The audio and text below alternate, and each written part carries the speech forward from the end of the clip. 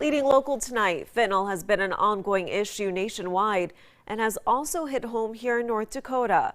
This week, Bismarck police got a call saying a driver crashed her car into a house, and they say fentanyl was involved. Reporter Adrian Oglesby tells us more from the scene. Thank you, Brooke. I am outside on North Griffin Street where the incident is said to have taken place. I had the pleasure of speaking with Bismarck's Lieutenant Solomsauce, who told me more about what actually happened. So what the officers were told when they arrived on scene is the driver of the vehicle informed the investigating officer that she had been smoking fentanyl up at Tummel Golf Course.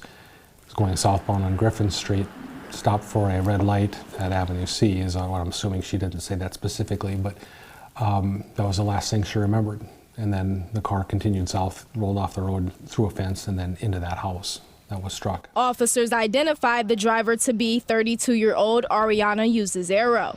Lieutenant Solomsauce says Usazero is not in custody at this time. What happens is they do a chemical test basically for urine to test for drugs in her system.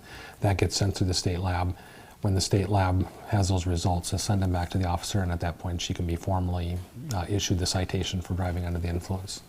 Fentanyl is a Schedule II controlled substance that is similar to morphine, but about 100 times more potent. Because of its potency and low cost, drug dealers have been mixing fentanyl with other drugs, including heroin, meth, and cocaine, increasing the likelihood of a fatal interaction. As a department, as an agency, and statewide, we are seeing a substantial increase in the amount of fentanyl arrests and the amount of possessions and stuff like that. Being that fentanyl is such a potent substance, the effect can be very dangerous. In Uzazero's case, this is shown firsthand. Witnesses that saw it had said that she was, we'll call it, passed out, asleep. They couldn't wake her up.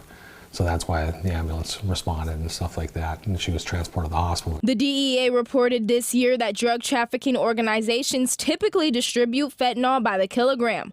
1 kilogram of fentanyl has the potential to kill 500,000 people. Sending it back to you, Brooke, in the studio. Reporting for KX News, I'm Adrian Oglesby. No one was injured in the crash. Last year, Bismarck police seized nearly 10,000 pills containing either fentanyl or oxycodone.